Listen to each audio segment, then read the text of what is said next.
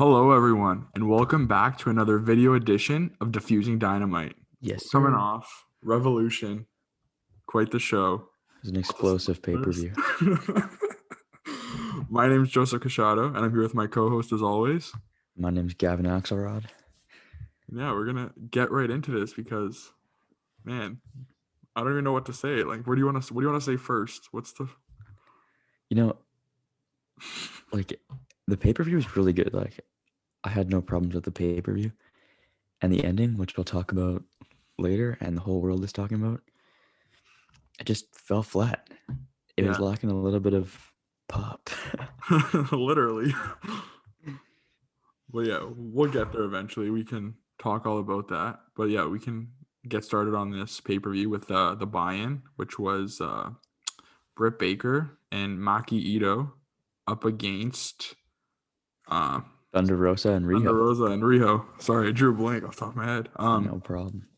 It was a pretty solid buy-in match. It was a lovely surprise to get Maki Ito there.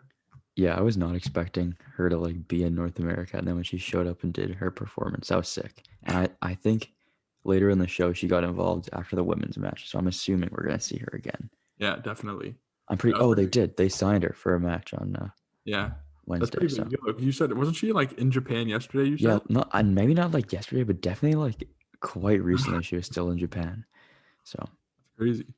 But yeah, it was actually a really good match. I was impressed. yeah, the Like women's division is picking up steam. I think. Britt Baker has so much potential, but I feel like she always whenever it's a big pay-per-view match, she gets so sloppy for some reason, like in the ring. Yeah, I would agree. I don't Not know if like it's her style or what happened, but sometimes she just feels sloppy in the big matches. yeah, I haven't been impressed by her in a big except for the Rosa match. That one was good. But yeah, I don't know. But we have a big 6-woman tag now on Tuesday. And Riho On is Wednesday. so smooth in the ring though. Yeah, She's the ace. She could be the ace that the division needs. I think she does a really good champion, but I think Riho is the best performer they have, the best pure wrestler. yeah, I'd say I agree. She's been killing it since coming back. Mm-hmm. But yeah, that was the buy-in, and if I'm gonna watch that to want to buy a pay-per-view, I think they did their job. They left everyone pretty entertained. But yeah, we got into the main show now, which opened up with the AEW Tag Team Championship match. The Young Bucks defending against MJF and Jericho. We had low expectations for this match. We Very had a low. really low expectation for it. We were pretty pissed off that it was Jericho and MJF against the Bucks when they could have done Good Brothers, or they could have saved Proud and Powerful for tonight. But yeah, I don't know. I was surprised in a good way. I don't know if you agree or not. Yeah, I agree. It definitely started a little slow, and I feel like they kind of played into the fact that people were like, "Oh, Jericho's old, he's blown up." But there were moments where the near falls, I guess, because people really didn't want Jericho and MJF to win. They're the near falls made people think, "Oh shoot, we're gonna have a title change here, and we don't want this." Yeah, that's some good spots though. I think MJF definitely carried though for his team, and then the Bucks are the Bucks. They're gonna do their thing no matter the night. But yeah, they got some revenge for Papa Buck, and they hit a Meltzer driver. I feel like we haven't seen a Meltzer driver in A forever. few weeks. Yeah, Nick Jackson hit one a few weeks ago, but yeah, we haven't seen it often. They've been using the BTE trigger. yeah. Jericho kicked it out of the BTE trigger. Yeah, that was crazy. There were some moments, especially when I think my favorite spot was when they're going for the first Meltzer, and Nick Jackson got caught with the code breaker, and then MJF hit the heat seeker. I was like, oh shoot, they're gonna win the titles right here. But that was a good near fall. Yeah, I really thought it was over after he used the bat too. Facts, yeah. I was like, this is horrible, but no, we lucked out, and the Young Bucks remain AEW Tag Team Champions. Yes, sir. And they've got an exciting feud coming up, which we'll talk about later on in the show. We'll get right into that right now, actually, because the next match on the card was the Tag Team Battle Royale, which was done in a Royal Rumble style-esque fashion. And honestly, I loved this match start to finish. I thought they killed it with this, and Tag Team Royal Rumbles, man, they're the way to go. Yeah, Tag Team Royal Rumbles, it's a cool concept, and I like how when one partner gets eliminated, the tag team doesn't get eliminated until both are out, which is also sick. Yeah. So yeah, the match started with the Natural Nightmares against 5 and 10 of the Dark Order. 5 and 10 are good. They're going to be central pieces, I think, of AEW for a while. It's just I felt like 5 really shined tonight. They let him get some spots in. And he had limited action too, but he shined. Obviously they have big plans for 10 because he was involved all over the show tonight. But yeah, like to talk more about it, like some parts in the match that stood out, we can talk about the natural nightmares Yeah, splitting up. that was crazy. Like, because QT Marshall accidentally eliminated Colton and Austin Gunn, and then Dustin Rhodes came and said, "Yo, like, what are you doing? They're a Nightmare Family. We're a Nightmare Family." And then QT eliminated himself and spat at Dustin. The ultimate heel turn. He Yeah, did it for seriously. Howie. And Dustin like couldn't even rally. He got eliminated shortly after. Yeah. So yeah, I don't know. I guess we're getting like a QT Dustin feud now, which Yeah, maybe, or QT versus Nightmare Family. It'll be interesting to see where they go with that. yeah, it's different, but I don't know. Not too bad. Some other people that really stood out in this match was the Griff Garrison, looking good as Our always. boy. Our guy. But Jurassic Express, we can talk about them because Jungle Boy, I think, stole the show tonight. Man, Jungle Boy, I think he might be the best pure babyface in AEW. Yeah, when his music hits, man, that whole stadium just erupts. And especially like because he's so young and he's a smaller guy. Like when he has to fight and he has to like he had to come back against Phoenix, Pac, and him and John Silver teamed up for a little bit at the end. But like people just believe in Jungle Boy. It's like what makes him the ultimate babyface. Yeah, it was great. And that final sequence, you said it doesn't count, but if you could, you would say that's match of the night. That Phoenix and Yeah, man. Like Jungle Boy sequence and there. Phoenix, man, Phoenix did one of these to show that he went because he dove through the top rope and the middle rope, and they were about to disqualify him, and he was like, "That's what he did, man." He was like, "I didn't even notice it at first," and then someone pointed it out, but like, Phoenix is nuts. Like that spot where he dives through the ropes and into the crowd is insane. The fact he does that weekly and every week he Yeah, just hits the crowd, it's crazy. I honestly didn't expect though. Like I thought Jungle Boy was for sure winning, and then Phoenix like tossed him over. Yeah, I was honestly fully convinced that Jungle Boy was going to steal the show, Yeah, same.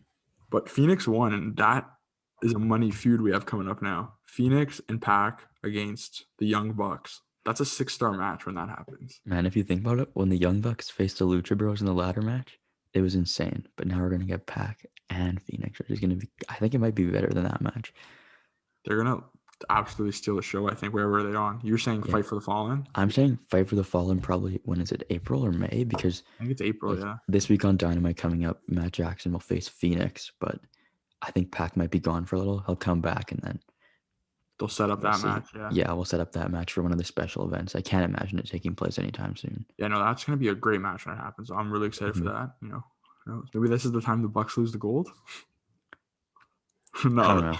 no, No, probably not. I'm not convinced on that. But it's crazy because I think me and you thought Pac was going to be Kenny's next challenger if he retained the belt tonight. But obviously, after what happened in the main event and the aftermath, it's going to pivot in a different direction over the next few months. Yeah, clearly, but yeah, we'll get to that ending. Yeah, we'll get to that ending. Up next on the card was the women's championship match. Hikaru Shida defending against Ryo Mizunami. And I thought this was like a really, really good women's title match. Yeah, same. Like I thought it was a very like if you have never seen a Joshi style Japanese women's wrestling match, this had like stiff shots, fighting spirit, like a little bit of theatrics in there too. And a lot of people online I saw were like dumping all over this match and didn't like it, but I thought it was like really well done. They could have toned back on a lot of the near falls, but like this was a really, really solid match. Yeah, I agree. I don't see like why people like there was a couple things. Yeah, the near falls were a lot. Like they kicked out of finishers quite a bit, but other than that, I think they delivered. Like people complain about AEW's women's division all the time, and they finally put out a good match, and you're still complaining. So Yeah, and the tournament too. Like dude, tons of people in the States had no idea who Maki Ito was. And then on the buy-in, she got a huge pop. And like people on YouTube were going crazy that she showed up, which is like huge. yeah, I think the women's division is heading in the right direction. Definitely. I was so disappointed in the crowd too. Like, how do you not cheer at all during that match? The crowd was non-existent during this match. It was like they were not even there. If you watch the match back, you'd think it was like the worst thing ever because the crowd was so quiet, but it was such a good match. Yeah, like they were completely dead. Like you didn't hear a word from them. Yeah, it was brutal. But yeah, at the end of it, Shida hit her finisher and was able to retain her title. And then after the match, we got some more theatrics when Nyla Rose came out to attack both competitors. It was like the red team versus the good guys, like Nyla Rose wearing red and Vicky beat down Shida. Maki Ito came out. Britt Baker came out. Well, one thing I have an issue with, maybe this is just me overthinking things. did they think we forgot that Britt Baker spent her whole promo on the buy-in trashing Nyla Rose for beating up Reba, and Bro, then now they're a team? my other problem is like, why are you pairing Maki Ito with the heel team? Like, Yeah, no that one. I'm sorry, but I am not buying Maki Ito as a heel. Like, I'm sorry, I can't heels buy aren't her. coming out performing like that. Yeah, like I get what they're trying to do, but I would have maybe like gone in a different direction, saved Ito for something else. Like, I don't know. feel There's like obviously like others you could go. yeah, Rio and Ito could swap roles. I feel Yeah, definitely. same. But yeah, like now, so on Wednesday now they booked a big 6-woman tag match with Sheeta, Rio, and Thunder Rosa up against Britt Baker, Nyla Rose, and Maki Ito. So that should Yeah, be a that'll be good match. sick. That'll be Just really happy good. the women are getting some attention. Me too. That'll be a really good showcase AEW. match, and I think people will tune in and they'll say, "Oh, like this is a good." And I have a feeling that the Britt Baker Nyla Rose connection won't last for too long. I don't know. Something there doesn't add up to me. I'm still And waiting for Britt Baker to get her title feud. I feel like she's no, she's got one more match with Thunder Rosa coming up because she won by screwy finish again yeah. tonight with the crutch from Reba. So I think we're gonna get a singles match between them again with like, I don't know, no managers or something. I wouldn't Let him want go do in. no Let him go DQ. in a steel cage. Yeah, something like that. But they need a huge program before Yeah. Britt Baker can. I think Nyla Rose will be the next title challenger. Then Britt maybe a double or nothing. I think it's Britt or Rosa. Whoever wins that feud is Yeah, going for the title. I think it all depends on if Rosa signed or not. facts. That's We true. still don't know. But yeah, like we can carry on in the show. Up next, we got a big announcement though. AEW Double or Nothing announced on a Sunday. Sunday. I don't know Tony why. Khan said he tweeted that since it's a long weekend, he's gonna do. It's not the long weekend though. It's not. Is it not 3-day weekend? Or No. maybe the States it is because he said it's a long weekend in the States. Maybe in Canada, the 3-day long weekend's the 24th. Yeah, that's what I was gonna say. But I guess it's a long weekend or something in the States that like Tony Khan wants to. But I think the bigger takeaway from that for me is that it's gonna be at Daly's place still. It's not gonna. It's at Jacksonville, Florida. So Yeah. I'm glad to see they aren't traveling because you never know what's gonna go on with COVID. Then. Yeah. Exactly. And then the next match on the show was Miro and Kip Sabian up against Chuck Taylor and Orange Cassidy. I want to preface this by saying, after the ending of the main event, Miro is the camp comes out with the highest stock after this pay-per-view. I swear, like Miro looked like a star tonight, and you could even tell that, like the result, the big part of the match was that it started off with Miro like demolishing Chuck Taylor backstage, pulling him out and saying, "Play my music." So they hit his music, and then he just beats them down like Orange Cassidy, classic comeback, whatever. And then Miro pushed Kip Sabian into, or he pushed, who did he push into? I think it was Chuck Taylor. Yeah, he pushed Chuck Taylor into Penelope Ford, his partner's wife. Like, Miro's the psycho best friend. And then Kip was like trying to be a good guy and tend to his wife. And Miro was like, "Kip, get in here and tag me in." Because Miro wasn't even the legal man. And Kip like tagged him and was like, he didn't even care about the match. Like, I think you're gonna start to see like Miro and Kip having this tension where like Finally. Miro like sacrificed this man's wife. Miro's whole AEW run so far has been pretty flat. I feel like you can agree with me there. Yeah, I agree, but like I think tonight I is think like he hit the switch tonight. tonight is like you could tell like even at the end Kip was like, "Yo, that's my wife," and Miro just grabbed him and hugged him like he didn't care because he's like gonna be the psycho friend where he doesn't care what he has to do. He's just gonna win. And if He Kip's in looked his like a way, killer tonight in that match. Like that's what I'm saying. And he was so lean. He was so lean and Yeah, like jacked, like, and his speed. And you could tell like it was really emotional for him too. Like when he got the big win, he started crying after. Like he was really emotional because obviously the ceiling for him was pretty low in WWE. But man, this is the beginning of Miro's run. I think we try to drop like the whole gamer nonsense and let him be the psycho he is. Yeah. And let him take over. I think Kip and like Miro are heading for a breakup, and Miro will like win the feud easy. Maybe we'll see Miro versus OC at Double or Nothing. You see Miro coming out as a heel or Miro coming out as a face if he turns on Kip? Easily heel. Miro's way better as a heel. Yeah, I agree. Yeah. Like yeah. I could buy Kip as a babyface. Like the reaction he had at the end, he's like, "Yo, that's my wife." Like it's simple storytelling. This man just threw him into your wife. Like didn't even care. I don't know. Yeah. So Miro, hopefully on a path to success. He's going up. And then up next, we got a backstage segment with the Inner Circle. Inner Circle looks like they're going through it, man. They're down bad. Yeah, I have no idea what's gonna happen. Like they're having this, what is it, the Inner Circle War It's called, strategy meeting. yeah, something like that.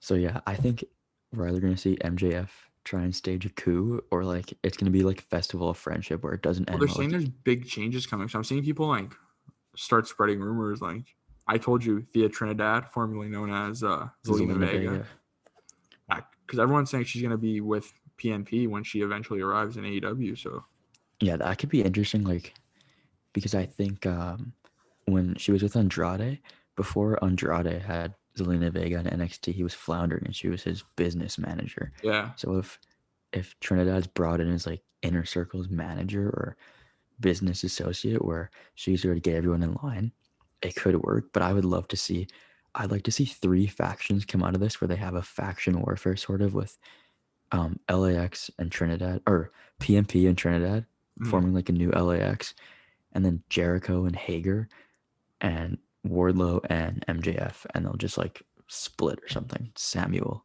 yeah. I get was gonna revenge say eventually. the Dynamite after pay-per-view is always huge. So do you think Sammy Guevara is making his return this Wednesday, or is it still too early? I don't know. He tweeted yesterday that he's doing an indie show in Egypt this month or next month. So I don't know how long they're gonna have him on TV for. But Yeah, like after tonight's ending of the pay-per-view, AEW desperately needs something huge on the that next show, because it's gonna leave. People are gonna be talking about that ending for a really long time, and it's gonna be about how they redeem themselves from that. was pretty bad, man. But yeah, Yeah, still left a sour taste in my mouth. yeah, man. But yeah, up next on the card was the big money match with Hangman Adam Page up against Big Money Matt Hardy, with the winner taking their losers' first quarter earnings of 2021. It's important. Merch money, action figure money. The money from tonight. Yeah. Winners collected the pay window, but Hangman Page is collecting double. Did you had like you were fine with this match? Man, I don't know if this is a hot take, but I think Matt Hardy looked better than Chris Jericho tonight. I don't disagree with you, but I didn't like this match. Like it just felt off to me. Like I felt like there was nothing to it. Felt like a TV match. It definitely picked up at the end, like when the whole Dark Order came out. But for the match itself, I don't know. I found like it needed something. It needed to just go up like one step. It was just like a little too bland. Yeah. But that ending though, we loved it. The ending, I think the whole entire thing wasn't really about the match. Like Hangman just needed a feud to sort of push him up the ladder a little bit, but it was more about Hangman like ousting his demons and finding friendship. Like I think Hangman Page is the most relatable character in wrestling. Like he's been manipulated. He doesn't know who his friends are. He was addicted to alcohol at one point. Like he was drinking, like, but now he's like drinking because he's like having fun, you know? Yeah. And the character just development is crazy. Yeah. It's a really good character development, and I think either at All Out he'll take the title off of Kenny, or whenever they have can have a huge show, he's gonna be next in line. I want to see him have a quick run with the TNT title, but either way, I thought the match wasn't bad. It wasn't like amazing, but yeah, it wasn't it wasn't horrible to me. I just did like it just felt like a regular TV match in my opinion. Like that's what I got from it. But the ending though was very entertaining because Private Party came out to distract Paige and help Matt Hardy. And me and you were both texting each other, "Where's Dark Order? Where's Dark Order?" They weren't coming, and then it took like a little while. And they hit that Dark Order entrance so perfectly, like because people were like probably screaming at home, "Where the heck is Dark Order?" Just like you and me, and then boom, and Private Party as heels. I know you're kind of split on them, but I think their money as heels, like with their gear tonight, they just looked like stars. They looked like stars. I don't know. I enjoyed their like face gimmick, just like the whole like partiers. Like I feel like they did it well because that party gimmick's been used many times in wrestling. Yeah. I feel like it's always fallen flat. Like I think eventually they'll go back to it. So yeah, because when I think of partiers, I don't know. I just think of like bad situations, like No Way Jose, the Rosebuds. But I felt like Private Party did it in a way where they were like entertaining enough to handle it. And Hangman still owes him $12, so the longest running feud in AEW. Yeah, so Hangman, and they had the lovely spot that we love so much when Hangman was about to go for the buckshot lariat, and he fell off the apron, and there And they was caught Dark him. Order to catch him and lift him back up. Whoever came up with that is so smart. Like, it's just a great spot. It is. And then at the end of the match, like you said, with a tear in your eye, after he gets the win, a big group hug with the Dark Order and Hangman Adam Page.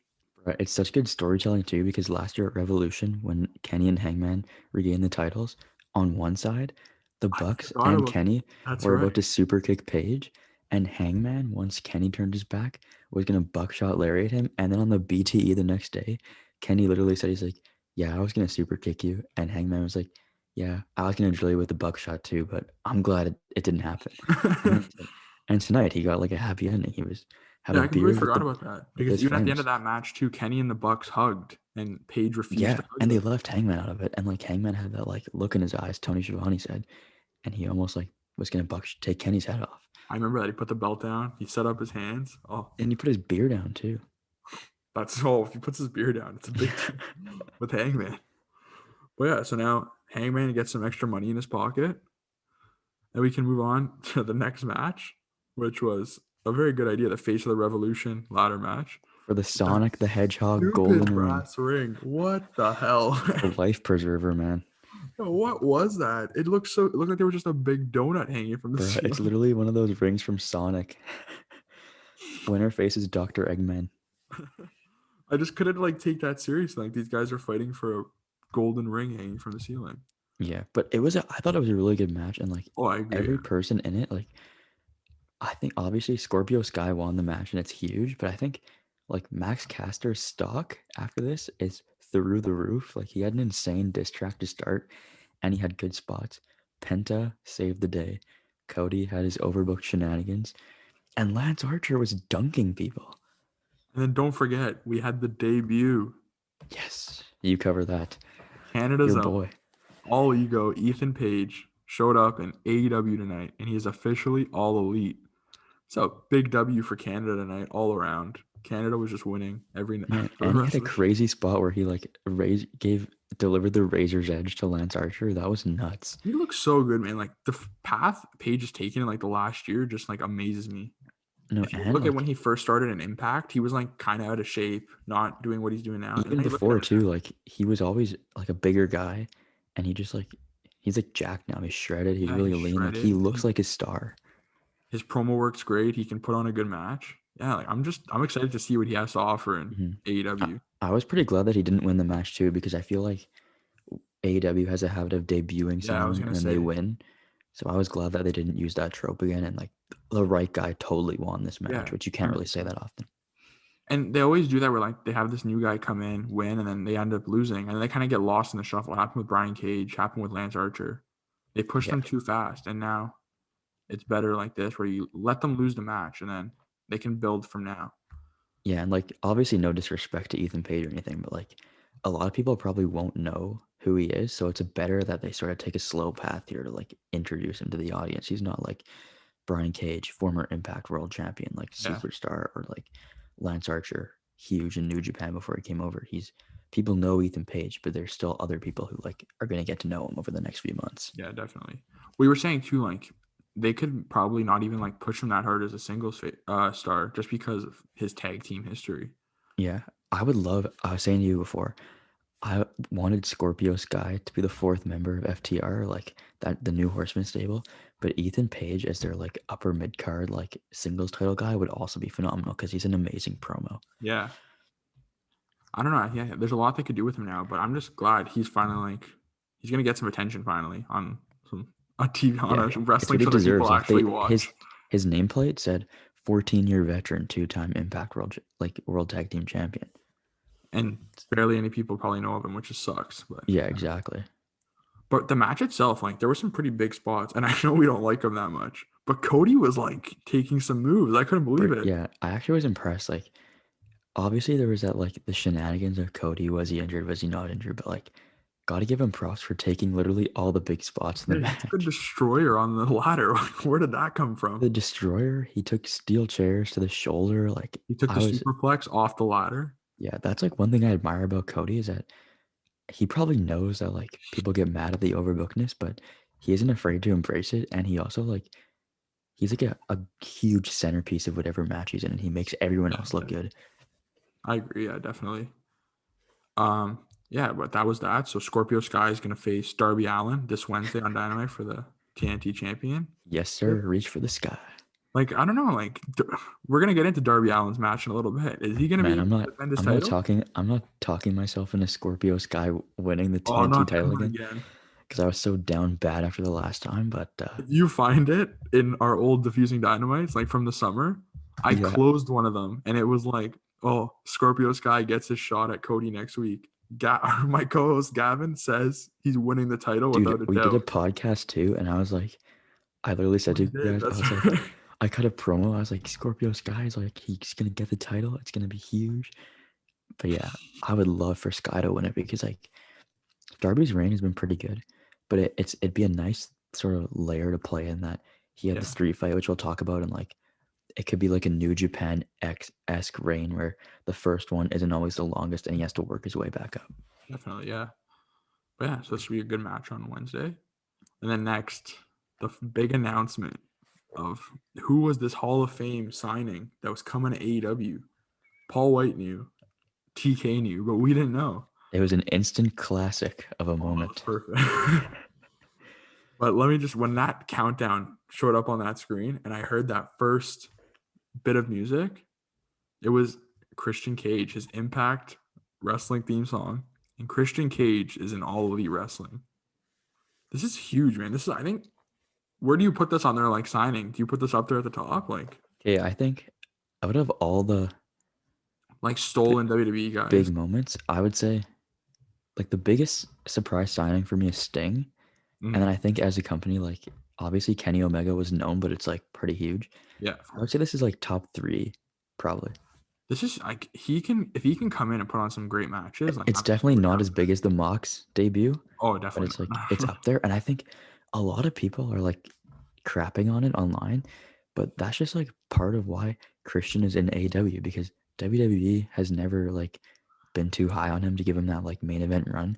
And he might not get the main event run, but I think his goal is that when he leaves AEW, people are gonna say, "Holy hell! Like Christian is like a Hall of Fame worthy. Hall of Fame worthy was the tagline wrestler."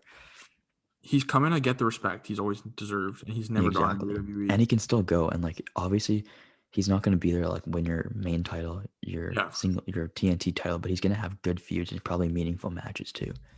if they give us Christian Cage versus Kenny Omega, like just once, I just need to see it. Man, I would love to see Kate Christian versus Pac, Christian versus Starks, Christian versus Hangman too would be amazing as well. It's just crazy to me. Christian Cage went to All Elite Wrestling because I don't think anyone saw this coming, considering he was in the Royal Rumble less than Yeah, 2 months ago. that's like I'm really excited for the hopeful. Like I'm really hopeful for a talk as Jericho because I want to know like what the hell happened with Christian WWE that led him to, like Yeah, was someone just watching the Royal Rumble and they were like, oh, is Christian signed? Like, yeah, that's what like kind of left me questioning too, because I was like so sure he'd be in WWE for a while, but I guess not. it's not like one of those things that's gonna change the balance of wrestling, but it's a really good signing because Christian's like a world class wrestler. Hmm. Probably has a huge chip on his shoulder to prove that he still got it and like Definitely. underrated like in every sense of the word in the sport. Yeah, I agree. But yeah, so Christian Cage, All Elite Wrestling, and then up next was the cinematic street fight.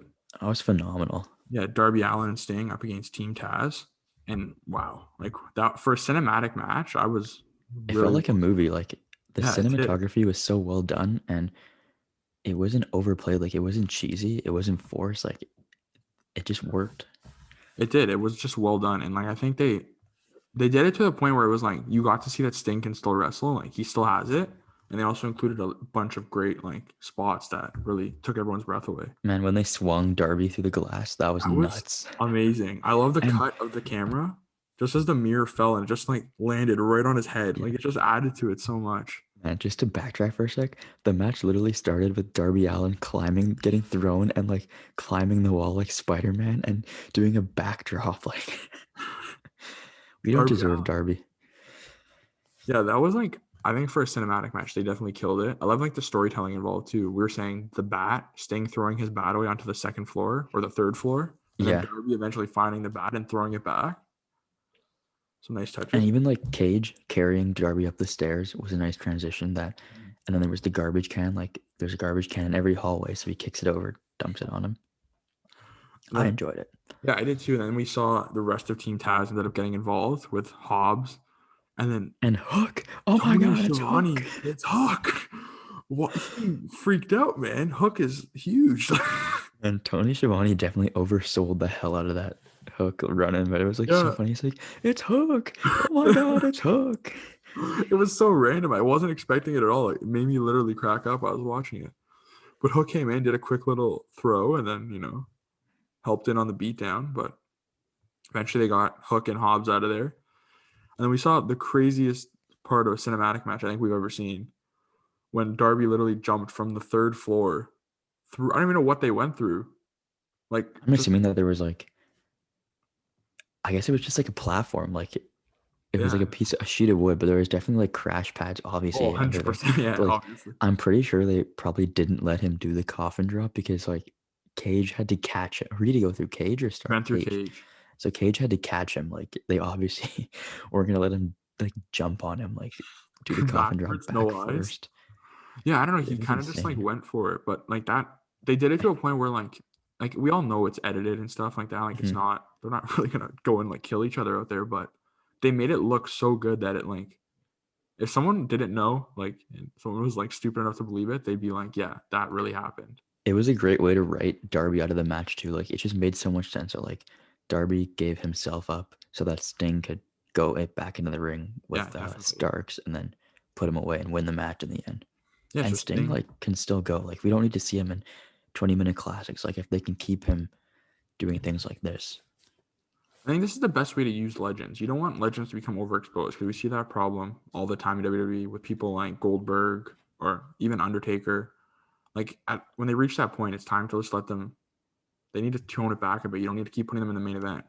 Yeah, I really hope that like Team Taz can start building some wins here because I feel like they had like their moments in this feud, but they ultimately are the losers and they need a few wins to make them feel more credible. I don't want them in any like high profile feuds for a little bit though. Yeah, same. I think in the next, because you know how like AEW cycles people in and out all the time. Yeah.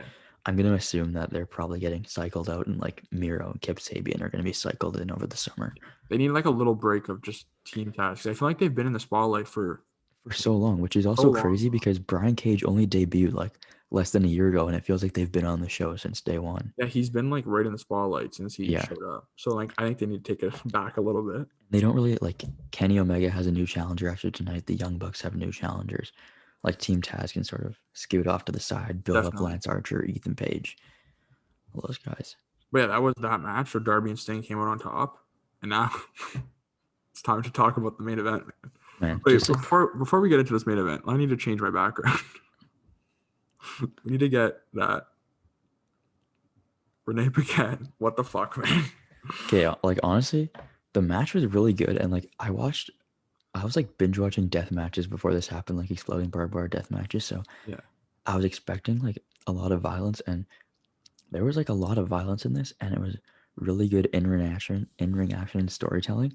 But the finish just killed the entire thing. Like I would have rather seen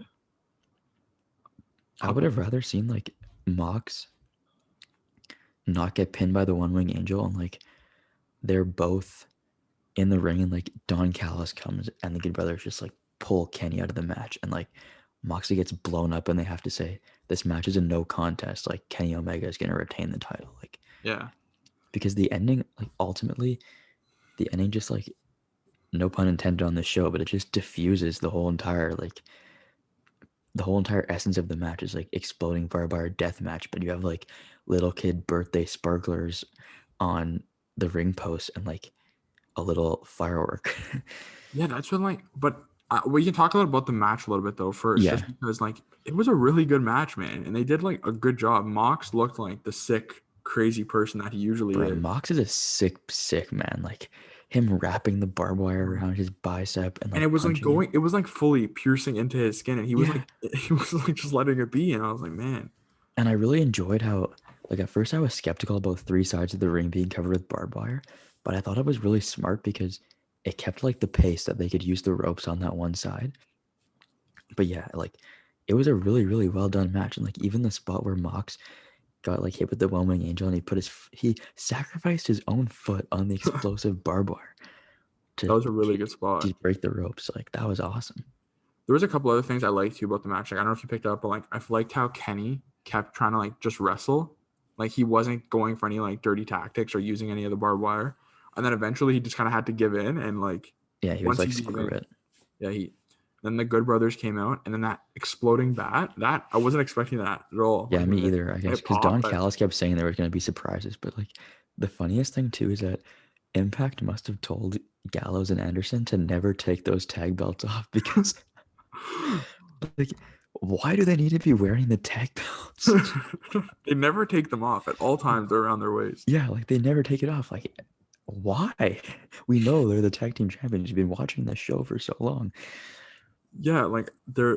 Another great spot in the match was obviously the when he hit the DDT to the outside onto that like landmine type thing where like they Yeah. exploded beneath them, which was like another good spot. And then yeah, it came down to the finish of Omega hitting the one winged angel onto the chair, getting the win, and then they continued to beat down to leave Mox in the ring and hopefully let him explode with the ring. That was, according to the commentators, they said once it's set, there's no turning it off. After 30 minutes, it's going to explode. Me and you were freaking out. We're like, oh my God, this is going to be so good. Or I Like, was literally texting you and I was like, you're like, dude, Mox is getting written off and he's going to Japan. I'm like, no, man, Mox is about to die. Like, may he rest well. And poor, like, Eddie Kingston. I freaking love Eddie Kingston, man. And I like, feel so bad for him. that was so sick too. How like Eddie and Mox, like, Eddie came to save his friend even after everything they've been through. He's Yeah. putting his own body on the line for Mox. And then it just fizzled out in a cloud of smoke. Like, Yeah, like they could have done so much with this. Like just him like oh, it just pains me to they see. should have called an audible right on the spot and had Don Callis and Kenny like laughing and pointing that like they punked them. They were like, we're gonna make this ring explode. We had the air raid siren and then psych, like nothing Oh, is actually gonna happen. Like we just scared the hell out of you for no reason.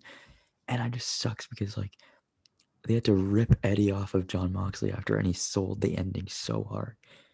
Like I guess you can explain that like Eddie was so worried that his friend was gonna die that he passed out and like but it's I'm no man. Like I don't think there's it's so hard to save. Like it's so hard to salvage, man. because Like I don't know what they're when the gonna do. explosion happened, like it was just sparklers and smoke. I was like, okay, maybe Eddie's gonna like get back up and like just say he covered him, he's fine.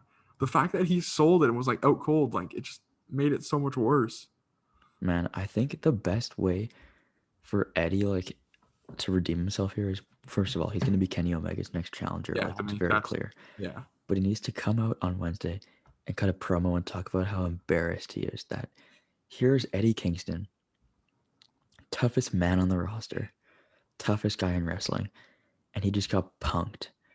Eddie Kingston got punked and he's pissed off, he's angry, he's embarrassed, and the one thing he needs to do to get rid of that like feeling is to kick Kenny Omega's ass and avenge his friend who also got punked. And like John Moxley cut a promo after the show and he said, "It's a great death match, but Omega can't build a ring for shit."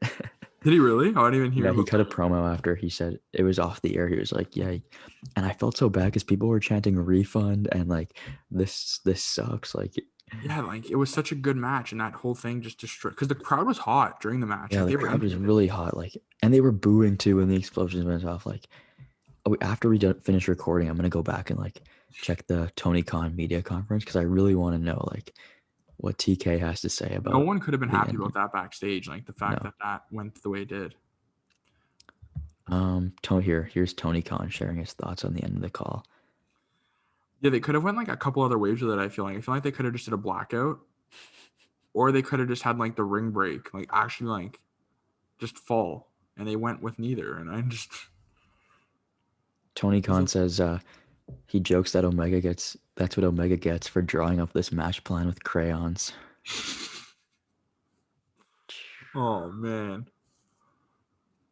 But yeah, like that was the Dave show. Meltzer, here's Meltzer on the end of the show. Oh, did he trash it too? He said it was a bad ending. So what do you see happening from here now?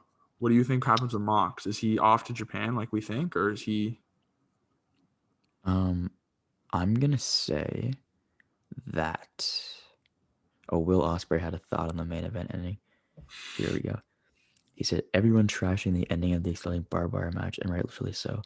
The explosion wasn't meant to be, but just saying. Now, 90% of people trashing this couldn't do the match Mox and Kenny did, which is also true. Yeah, but I think Eddie Kingston will challenge. Omega, I agree. But I feel like we can't see Mox for a while. Like he needs to disappear a little bit now. Mhm. He needs to let this like fizzle out, literally. Yo, Mox's ending promo is hilarious. I'm gonna read this. Like, he said, "They can't build an exploding ring worth the shit. I've seen more violent shit on ridiculousness." He said he's gonna go get pissed drunk. Oh, Mox. But yeah, like so Mox needs to disappear for a while because his return will be hopefully legendary when he comes back and we get the pop of him coming back. But yeah, Omega needs to like figure out how he's gonna regain some steam now after a disaster like that to end the show. Yeah, I think like eventually people will forget about it. And Yeah. AEW, the best thing AEW always does is that they're good with pivoting and they can work real life stuff into their storylines. Like, Mhm. it's not like WWE where they're gonna not acknowledge it.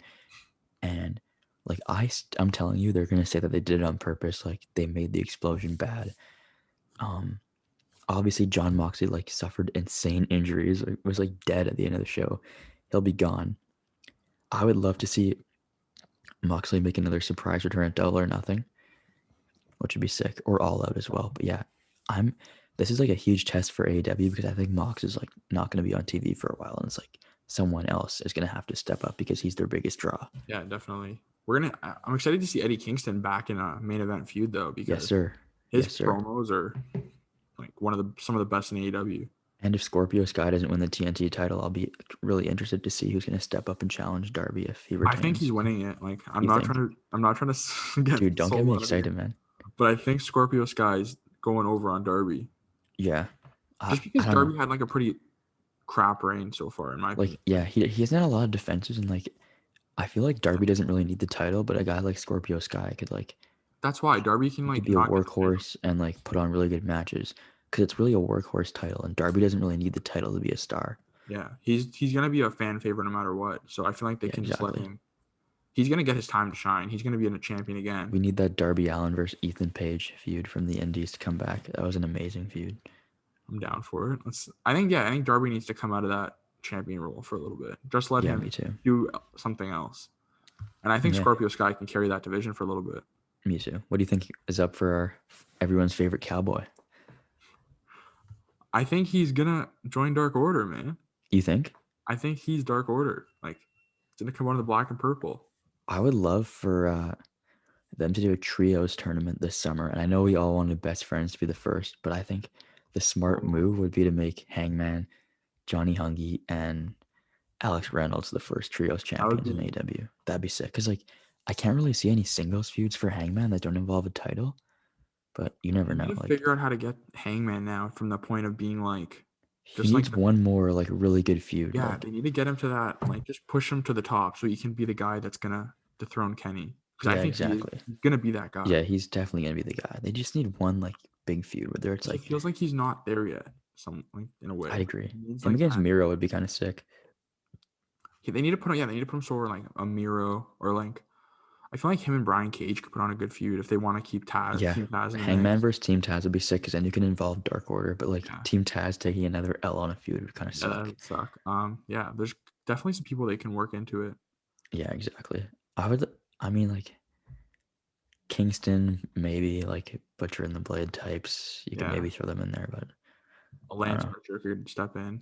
Yeah, Lance Archer too would be sick. Lance Archer's done nothing in AEW, man. I don't know why. Like it's just No, I I keep think he's on noticing the that. like he's gonna be cycled into on the next part, like during the Yeah, summer run. I feel like he's so like kind of lost right now, and I feel like Yeah, he I needs. don't. I really enjoyed his face stuff though I do too. recently. I'm Like, liking him yeah, a lot of the face. It's just it feels like he hasn't like hit his stride yet either. yeah, I agree. Well, he had to rebound a lot after the TNT title stuff Yeah. last summer, but He had uh, that really rough stretch where he lost TNT title and yeah, then he lost to Mox, and then it was yeah, I don't know. He seems kind of like in the Ishii gatekeeper role, where you know he's gonna give you a good match, but he's not always gonna win. yeah. Who do you think's next in the shuffle then? Like, who are your next top guys and like?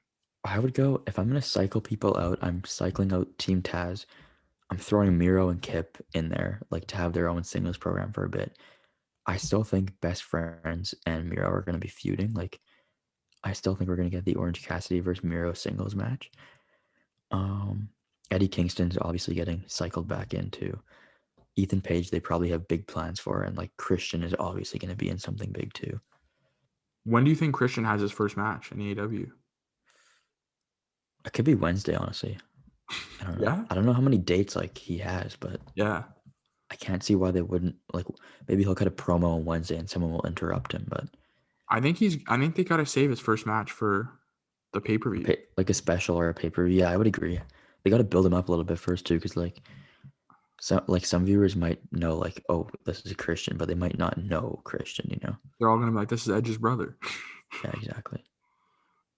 Who do you see him fighting? Like, who's his first feud? Who would you put him up against? I have like no idea. That's a problem. Like, Yeah, who can eat an L on? Like, I feel like Christian needs to win the first feud. You can't have him lose yeah, right at the gate. like I have no clue. You could like you could feed Starks to him. Like that would be a decent feud. That's But the first person that came into my head too. like I don't know. I guess Sammy Guevara is gonna be back at some point. Hopefully, man. Hopefully. Man, I need Wardlow too to like get elevated He this completely summer. forgot about Wardlow. It seems he's just there now again. I would have rather seen Wardlow and like Jake Hager in the Battle Royal or like Yeah, like do they did something with something with Wardlow. him. It feels like he's so like he hit his stride. He was in the tournament. He beat Hager, and now he's kind of just there again. Yeah, exactly. But only He's a time will future tell. world champion. Yeah, so we'll see where that Yeah, goes. exactly.